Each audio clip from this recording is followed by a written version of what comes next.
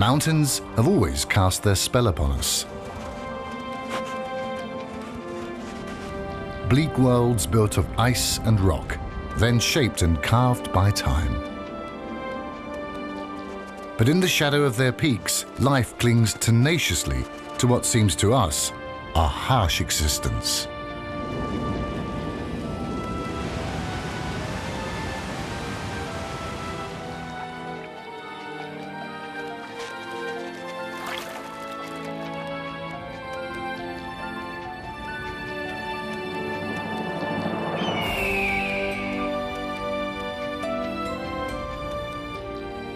Over long ages, life has adapted to these worlds on the very edge of creation. And everything that has adapted to life in these mountains, whether it's a plant, a mammal, or a bird, has adapted to the rhythm of the mountains and their seasons.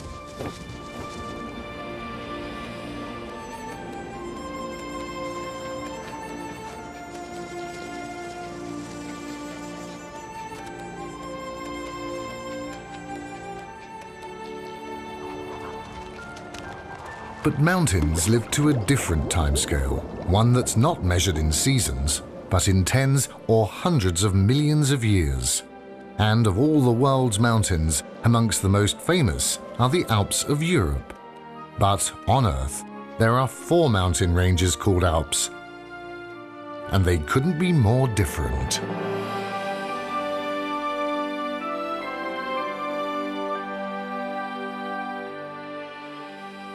No one is quite certain how the word Alp originated. It could mean white or perhaps high, but the first mountains to be named Alps are those which span the continent of Europe. The golden eagle is a bird of the mountains. Here it lives and hunts and dies.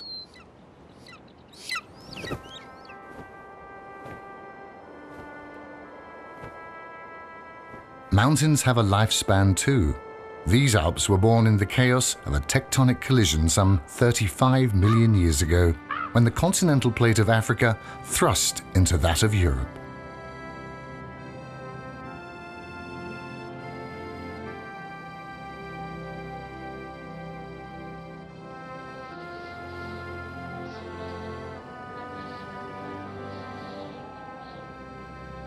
These European Alps are still rising, forced upwards by the violent inner forces of the planet.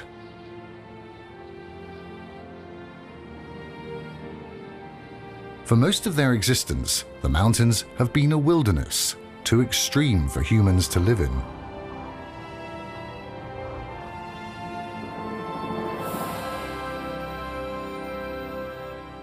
Yet it was humans who took the word Alp with them as they traversed the globe in exploration.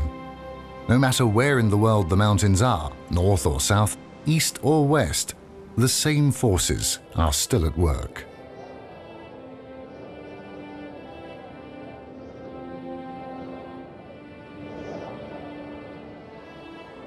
Mountains may be born of titanic forces, but their demise is slow and measured. Over eons, their rocks are gradually worn away by the slow and steady forces of erosion.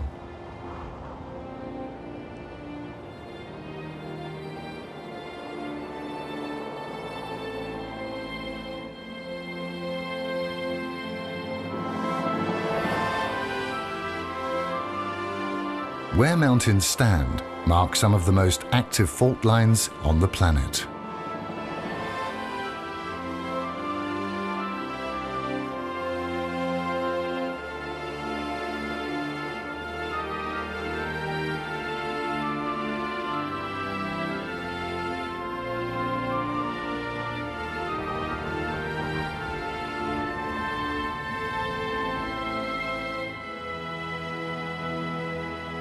Water is one of the greatest forces at work. The solid rock of the mountains is scarped by great rivers of ice, and as that ice melts, the water that is released also wears away at them.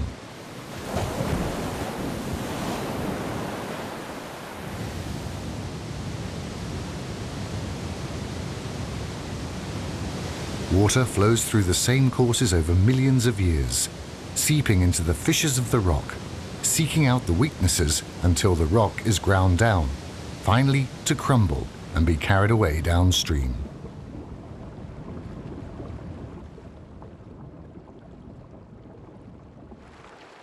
At the foot of the Alps, where the waters slow and start to flow more gently, lives an animal that few would think of as alpine. It's the European otter, and the male guards his freshwater territory fiercely.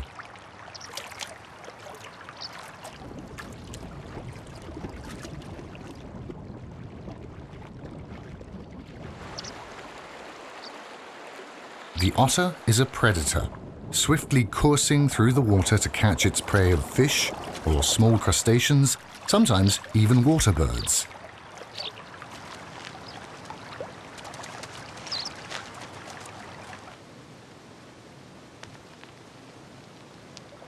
With webbed feet, the otter has adapted perfectly to an aquatic life, and they can use their long whiskers underwater to sense the movement of their prey.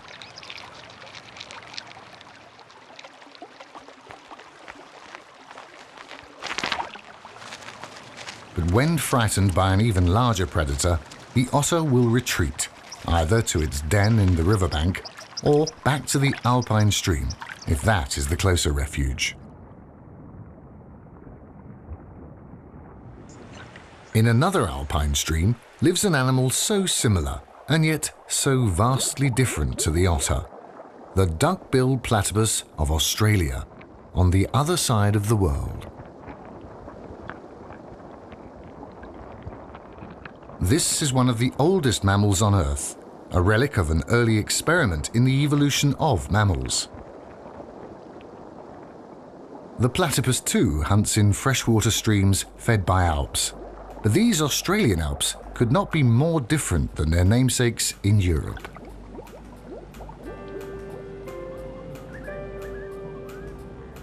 There are no longer any great and jagged peaks, just the remnants of the high mountains that were here. Those mountains were formed over 600 million years ago, but have been slowly worn away. For millions of years, the only forces at work here have been wind and rain and the melting snows of winter. The glaciers on the mountain tops never carved deeply into the land.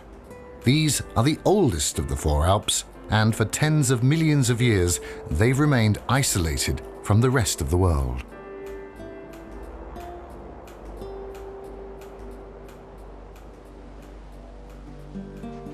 And it was that isolation which has given Australia its unique cargo of plants and animals. The short-beaked echidna, like its relative the platypus, is found only in Australia.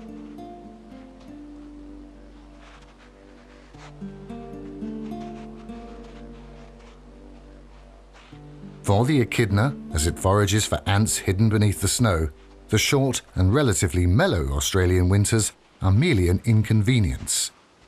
But far to the north, it is very different. Mountain monkeys? Yes, these Japanese macaques in the far north of the main island of Honshu are the most northerly primates on Earth apart from humans. They've had to adapt to endure winters which can last for almost half the year, and where temperatures can stay below freezing for weeks on end. To conserve body heat, they spend as little time on the ground as possible. Instead, they huddle in the trees and survive by eating whatever they can find. Over hundreds of years, the ancestors of these macaques were gradually forced further and further northwards as territories to the south were occupied. To their north, the sea is a barrier they can never cross, so there is nowhere else to go except here, in the beech forests on the lower slopes of the Japanese Alps.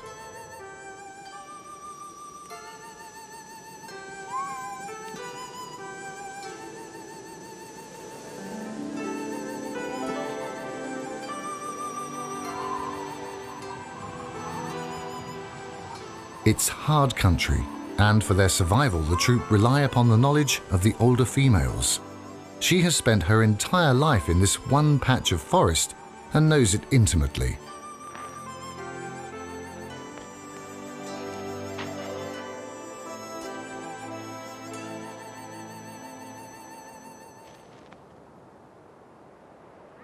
She knows where there may be food and the quickest path to take through the deep snowdrifts to get to it.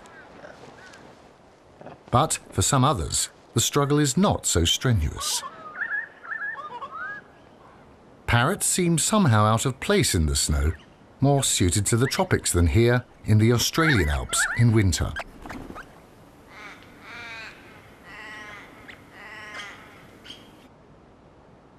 Australia's dominant tree is the eucalypt. There are maybe as many as 800 species, and they remain evergreen throughout the year, no matter where they are, even in the snow.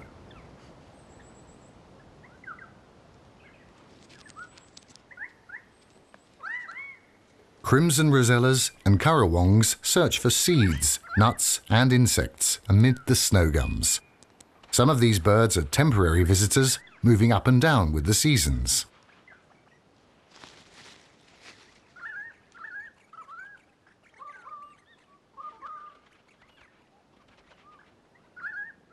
But some do stay here all year.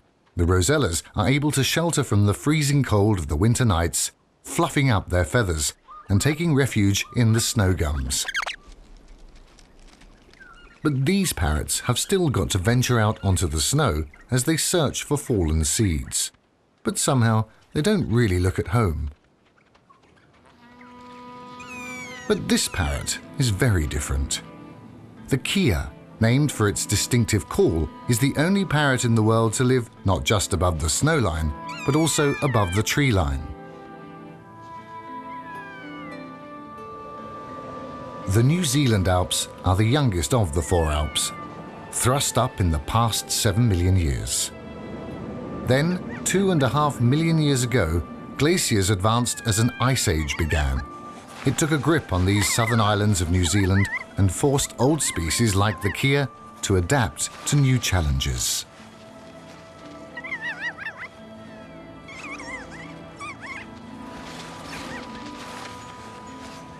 And this is a remarkable bird. It's got the intelligence of a monkey, a plump body and a thick covering of feathers to insulate it from the freezing cold.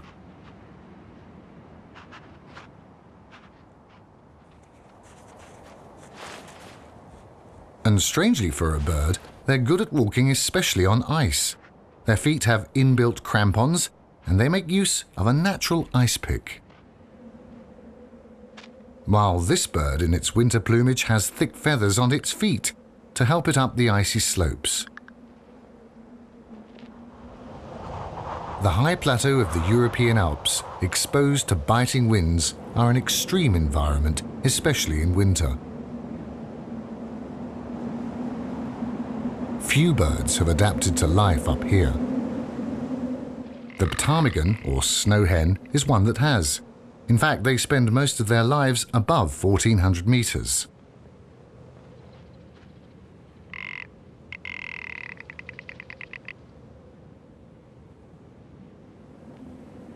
They prefer the wind-swept ridges, as in winter this can keep the snow cover thin and helps as they search for food. Their winter plumage gives them shelter from the elements as well as camouflage from predators.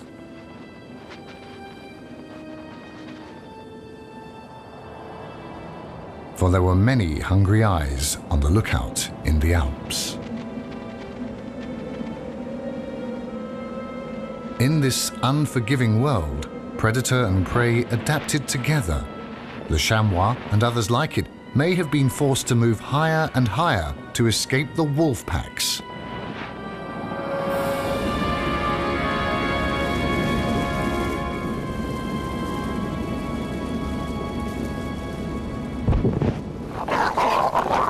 But not always.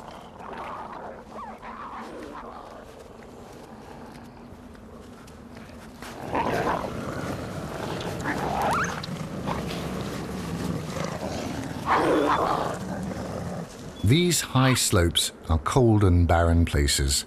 At the limit of the tree line, the few conifers offer little protection to the ibex. A high-altitude specialist, very much at home on the steep and treacherous slopes. Most of their time is spent up high. Here they can take advantage of what sunlight there is and are safe from predators.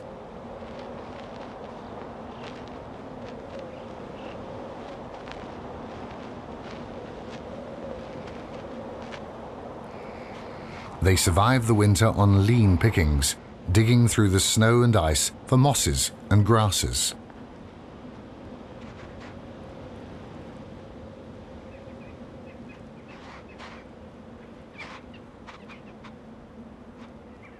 The dominant males are mostly solitary until the onset of the rut, which is often brought on by colder temperatures. Then the males will fight with sure-footed precision.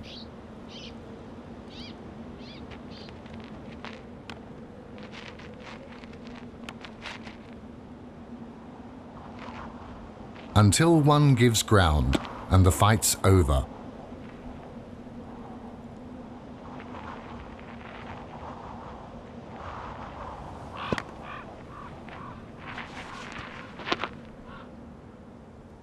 Rodents are found just about everywhere. These alpine marmots can live as high as 3,000 meters, digging for food through the deepening snow in a last meal before their long winter hibernation.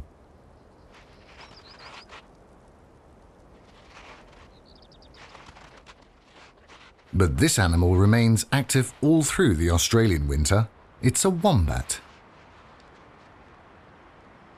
Wombats, like kangaroos, are marsupials, and almost 2/3 of the world's marsupials are found only in Australia.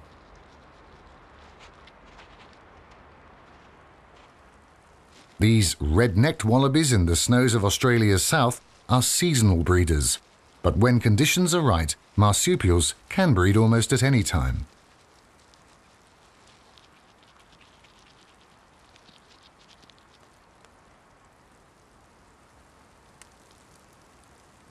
They give birth to a tiny underdeveloped infant which continues to develop in an external pouch.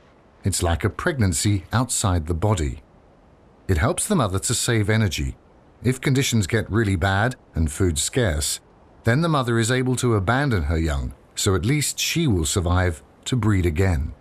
It's a strategy well suited to a continent where the climate is always variable. Over the millions of years of isolation, the Australian Alps are like no others on Earth. Their low and rounded shapes give perhaps a glimpse into the distant future of what the other Alps may one day become. And the unique platypus, which has lived on for millions of years, can still survive when its freshwater home becomes frigid. For an ancient mammal, it's just a passing inconvenience.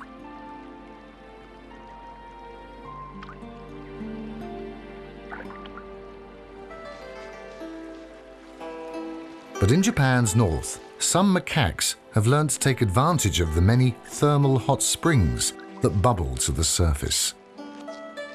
This behavior is not natural.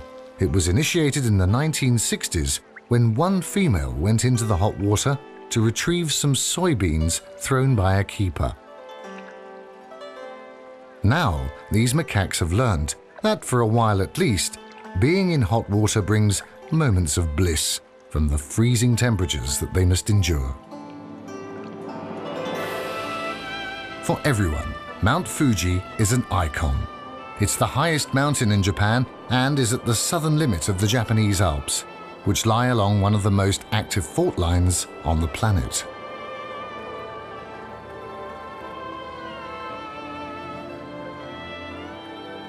This strange creature is often only seen in winter. It's a Japanese sero, and in the summer months they remain hidden in the thickness of the beech forests. The sero is somewhere between a sheep and a goat. Now they must come to the edge of the forests to scratch for food, behavior that is mirrored by other alpine specialists. Although in Europe, this chamois has got some digging to do. Little is known about the sero in the wild. Mostly they are solitary. Perhaps the closest bond is the time that a mother will spend with her calf. But whether in Japan or Europe, winter living is never easy.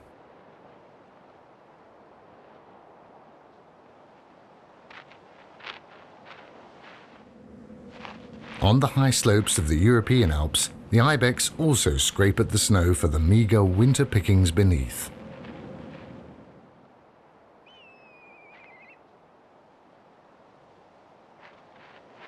When the season changes again, the Japanese serow will vanish back into the sanctuary of the beech forests.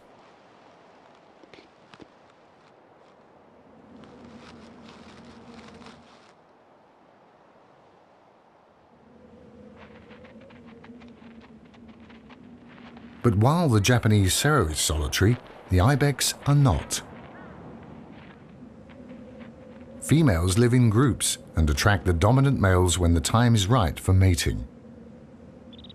Enticed by the scent of a female, he tastes the air with receptive organs in his mouth and follows the perfume trail, but not always with success.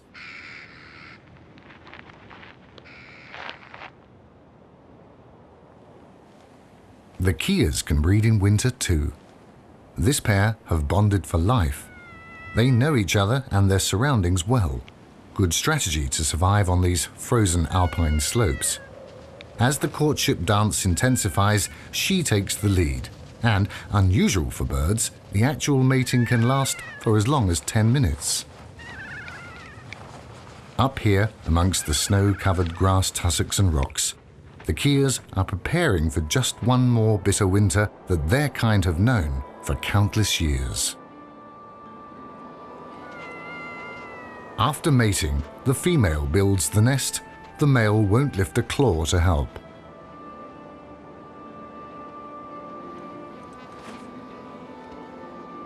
They've used this nest before.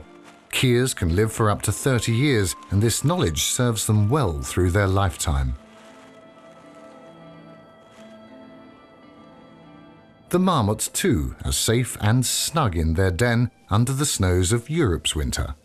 They've put on fat, and now they prepare for the deep sleep of hibernation.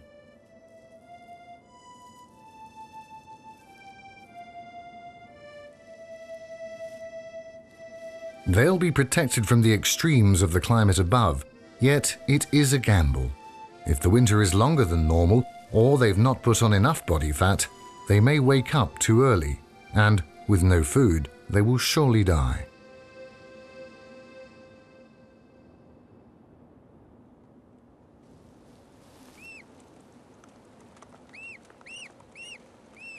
But the kea has to be active throughout the winter. The male searches for food far from the nest, then brings it back both for his mate and the hatched chicks.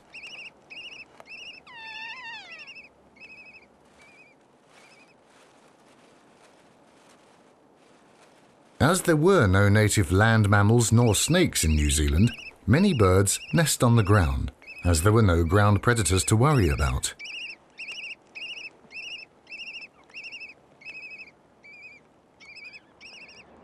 Eventually, even the harshest of alpine winters must come to an end.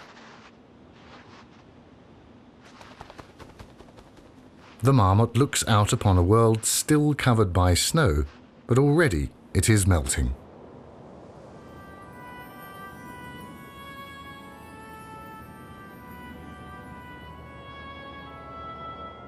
Daily now, the sun is moving higher in the spring sky. A world held in winter starts to thaw.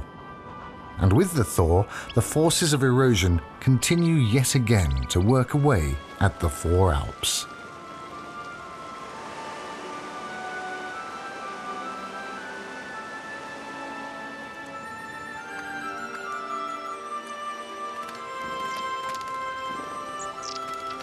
At the very end of winter, the trees start to pump sap, but gales may still break off branches.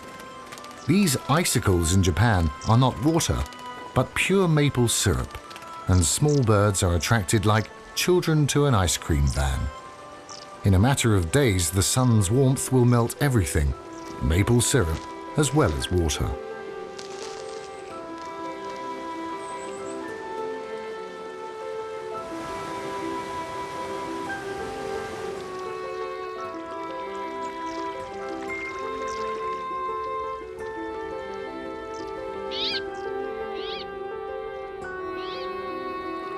The New Zealand cave weta can survive for months locked in an icy tomb. Its blood contains a protein which stops the cells from freezing. And, almost like Lazarus, it rises from what looks like a frozen death.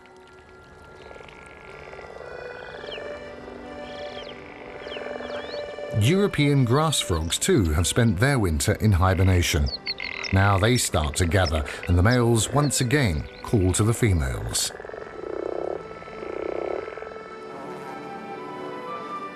Australia's alpine meadows come to life in a profusion of wildflowers, a sure sign of spring no matter where in the world they bloom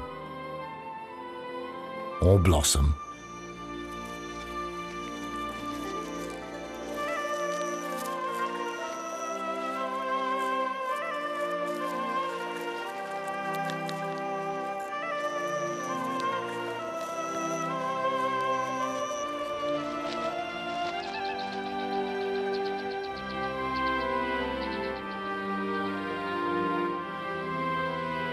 And perhaps there is some truth to the story of the Mad March hare.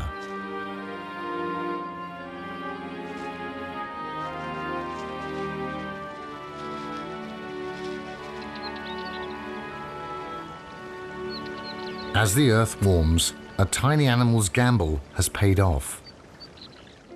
Snug in a bed of leaves, the Japanese dormouse has been in a winter hibernation which can be as long as 5 months.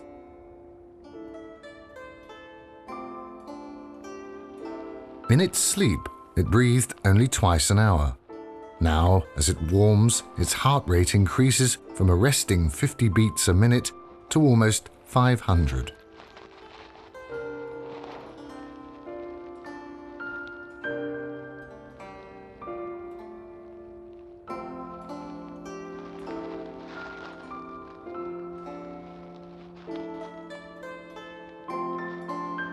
Food is now the only thing on its mind, or the months of hibernation will have been for nothing. And in the Australian alpine spring, the minute mountain pygmy possum also has food on its mind. And food is coming in a spring migration of millions and millions of moths, which fly to the high country to seek shelter from the heat of the day.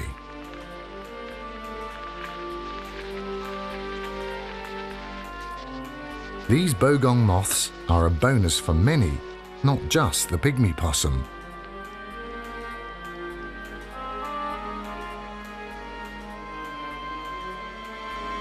Wolf spiders are active hunters rather than web weavers.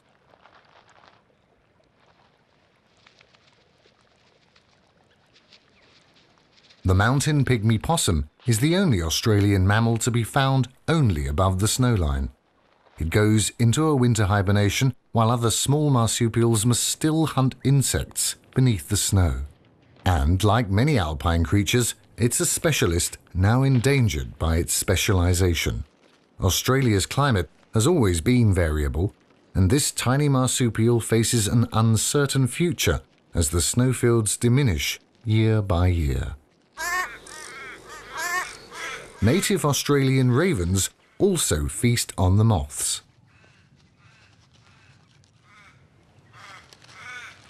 For the European raven, there is a meal of a different type. As the alpine snows melt, the carcasses of animals which have slipped and fallen are revealed.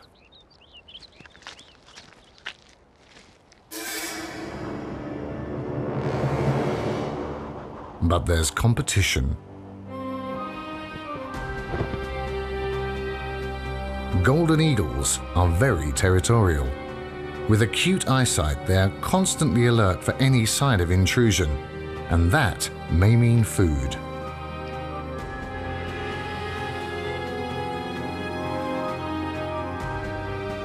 This raven knows this could well be the last supper, for a while at least.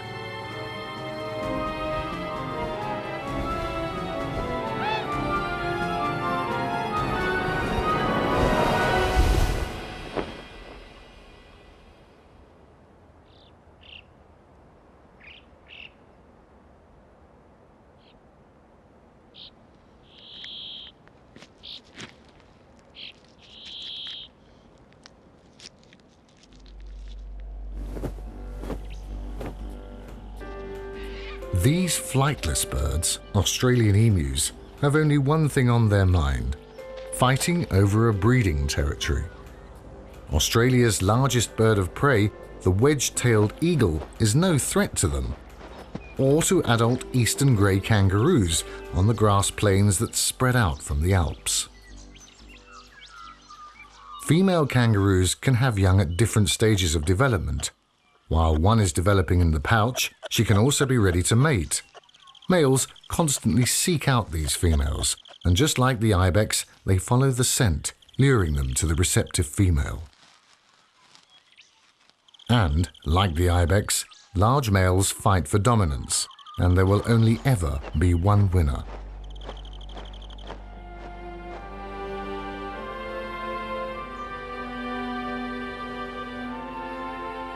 The Australian Alps border a vast and arid continent where everything has had to adapt to a life where water is a scarce commodity from either rainfall or snowmelt.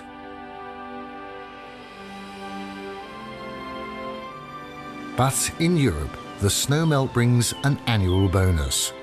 Rivers flow again with the alpine thaw, and the water-smoothed pebbles provide shelter for the plover, which hides its nest and eggs amongst them. Just like the wrybill of New Zealand.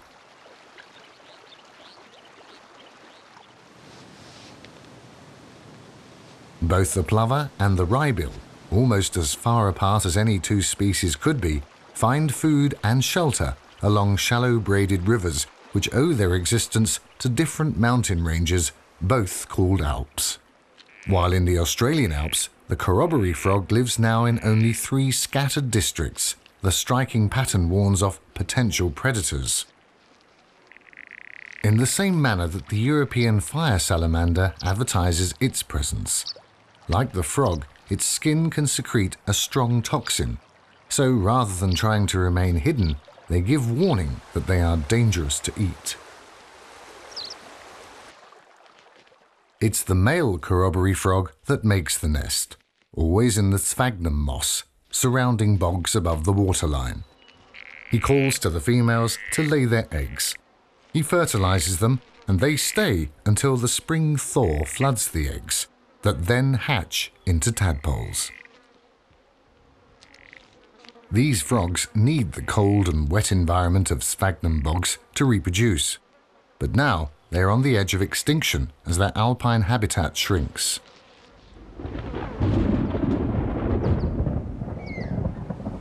The platypus too needs water. With ears and eyes shut, the electrosensors in its duck-shaped bill let it feel for its prey, often small crustaceans hidden under the riverbed. The female uses her tail to take nesting materials up to her den, dug into the riverbank, just like the otters in Europe.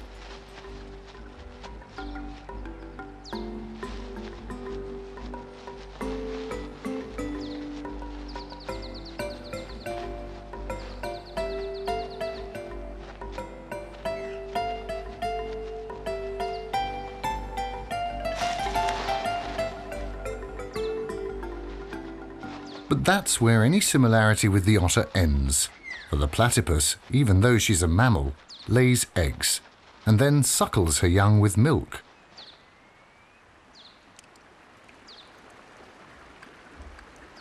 Going down is always easier.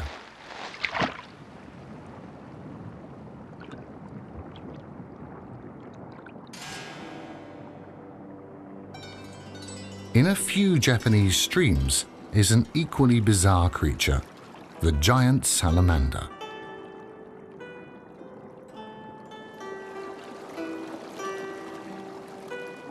They are mostly active at night when they hunt for fish. This creature is almost a living fossil. It's hardly altered its shape in the last 30 million years. Cold-blooded and with few predators, they are ideally suited to the chilly waters fed by the melting snows of the Japanese Alps. But for these snow monkeys, summer seems almost to be a nuisance. The young were born as soon as the snows melted, and for this baby, only 4 weeks old, now is the time to learn about her new world.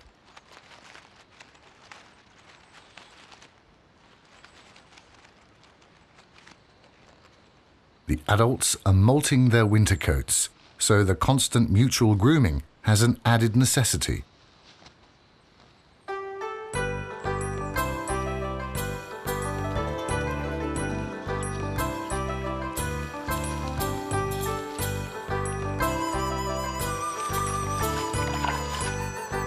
It's a race against time. This baby must grow fast to have any chance of surviving the coming winter. But these youngsters have survived their first winter. Now is a time to play.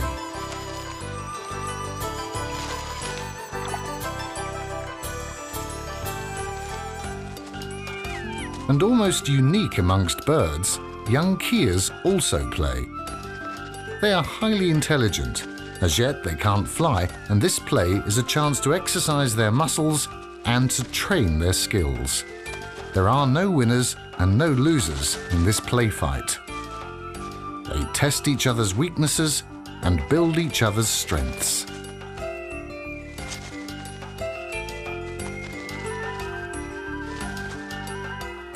For marmots too, play is an important part of growing up.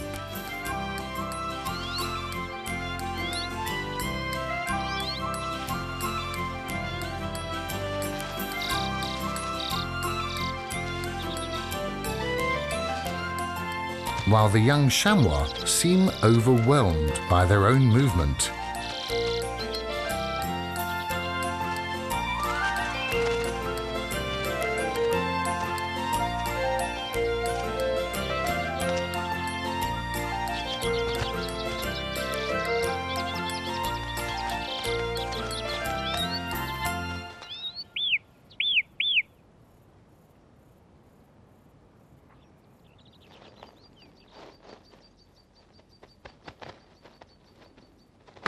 But there is a serious side to play. These young male ibex play fight in a rehearsal for combat that will come, when the intent will be serious, when there will be losers and winners.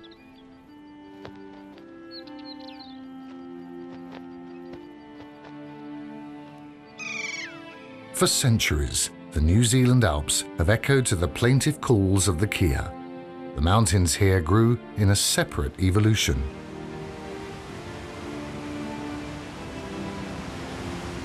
New Zealand was carved by the glaciers of the last ice age. Its forests of Nothofagus are a reminder of a world that has almost vanished. The kea's brain and beak are its tools for survival. These young have now fledged, and this is a time to learn what can be eaten and what cannot.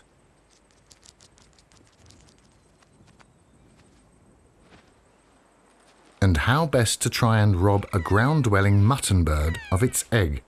For the kea has learnt to be a predator. They remember where the mutton birds nest, and they remember when. It's trial and error, and they are not above a meal of flesh. The kea has learnt to take whatever opportunities come its way, and the fat under a chick's skin is valuable to supplement a sometimes lean and uncertain diet of alpine plants and insects.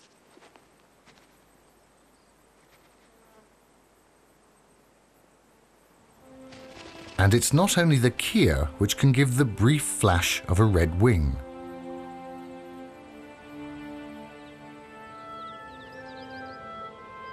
This bird is another alpine specialist.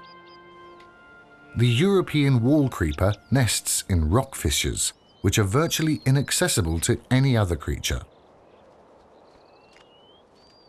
Seeming to defy gravity, the adult hunts along the sheer rock faces for insects to feed both itself and its growing chicks.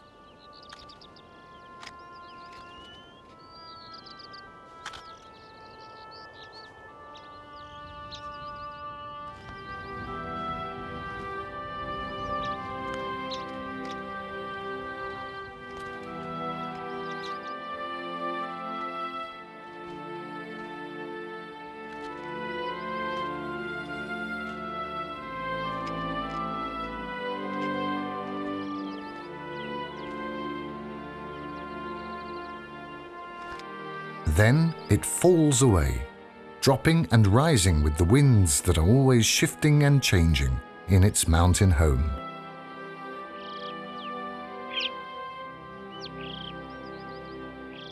And as the cold winds start to gust across the European Alps, they herald another change in the seasons. Just a heartbeat in the tens of millions of years these Alps have witnessed since their birth. In Australia, the first of the winter winds blow from the Antarctic. As they cross the vast Southern Ocean, they collect moisture, which falls as rain. Australia's native animals have adapted to a climate of variability, and they're also gentle on the land. Wallabies and wombats nip the grass rather than pluck it. They have soft feet, and when they move, they seldom, if ever, cause erosion. The only forces at work have been those of wind and water. The eucalypts will remain in full leaf throughout the winter.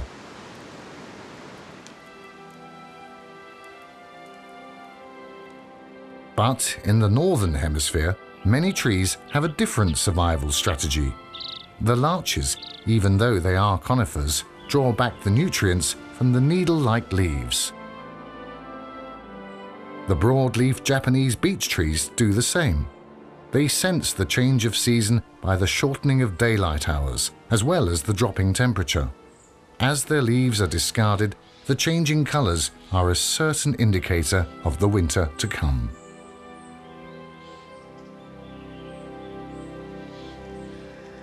The tiny Japanese dormouse is a silent hunter in the lengthening nights.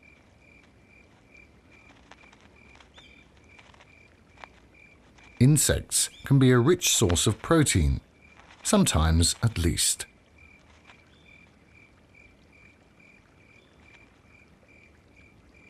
A dormouse may only live for 2 or 3 years. Whether it survives for another season will depend on how much weight it gains before the freezing winter days and nights send them into the deep sleep of hibernation. Now is the time to put on as much fat as they can.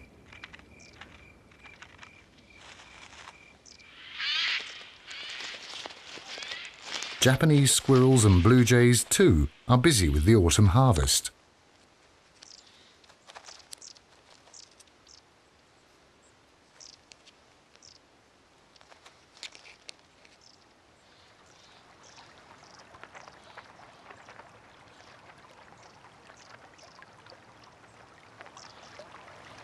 So too are the macaques, now ceaselessly moving through their territory, eating fruits and autumn berries as they go.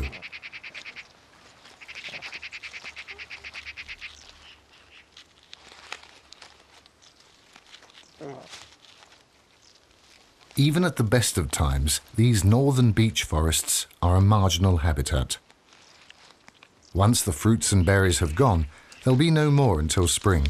6 long and bitter winter months away.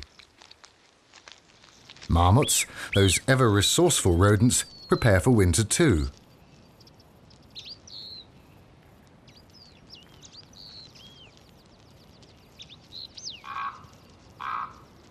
The chamois males are in their rut as autumn gradually drifts into winter.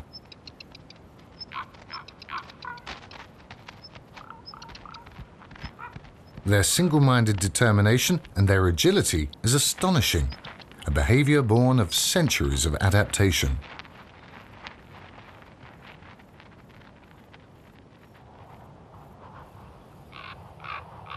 But only a few thousand years ago, a new force came up into the European Alps. A force which is almost stronger than any season.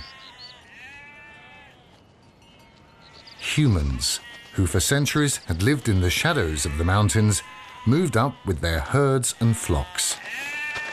With them, they brought a change which is still being felt today. Sheep are valuable, and nothing could be allowed to interfere with the flocks, so there were losers. Wolf packs are almost gone from the Alps.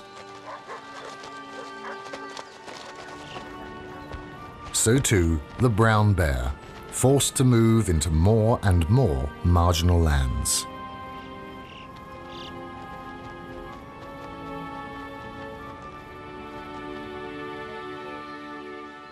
And the lynx. The mountain cat was another to feel the impact of the human intrusion in the high alpine valleys.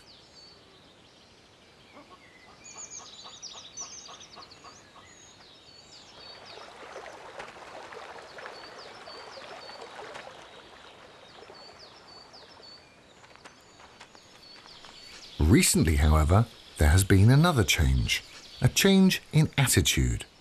Space is now being set aside for wilderness, for predator and prey to live out their lives.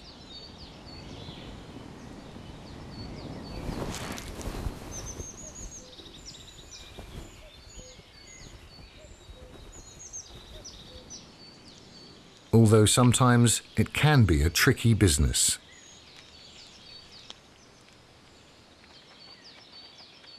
For most of the time that we've been on the planet, we have avoided the high mountains except for sport. Now, we are making them a sanctuary. There were some benefits from human activities. The grazing flocks and herds which moved up to the alpine pastures created a new habitat, which benefited many plants and the insects which pollinate them.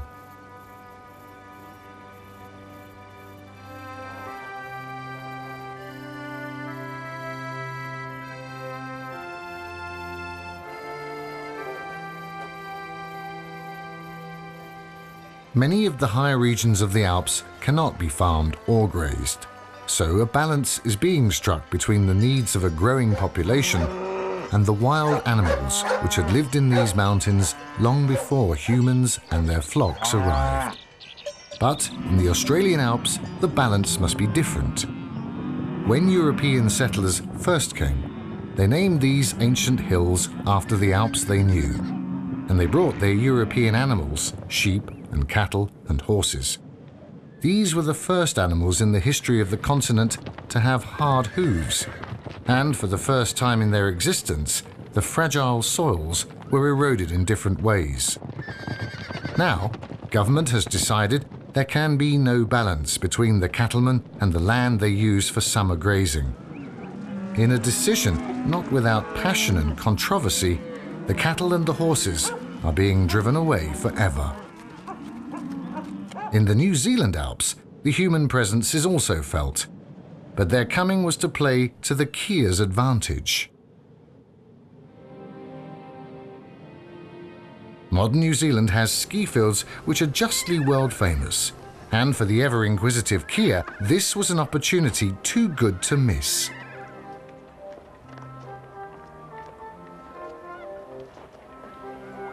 There just might be something edible behind the windscreen.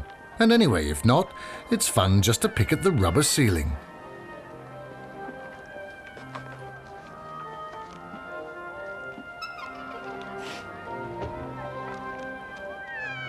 Or for that matter, anything else which can be stolen.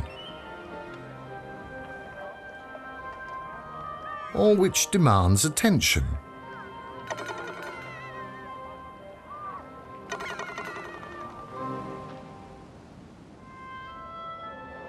New Zealand is renowned for its wool production. Sheep are everywhere, and they were to bring the kia into conflict with the settlers, for there is a dark side to the kia's nature.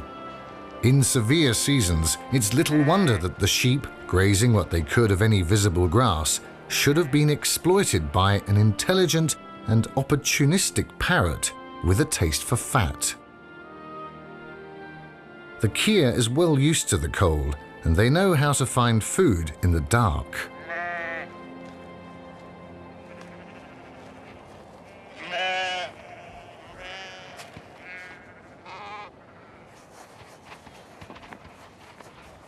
They are silent as they go about their business.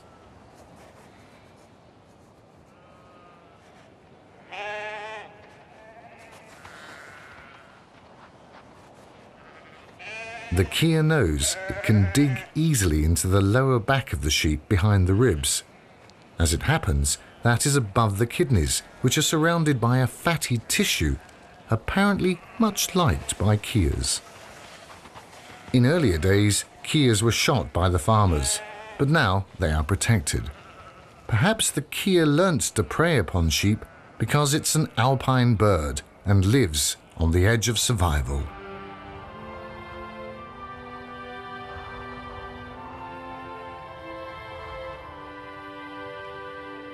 All four of the mountain ranges that we call Alps are being transformed with time.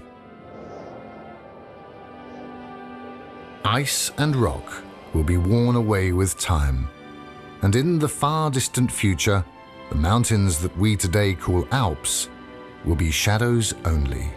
But the forces of the earth will throw up new mountains, fresh Alps in which perhaps new and as yet unknown species will adapt and survive for millions of years to come.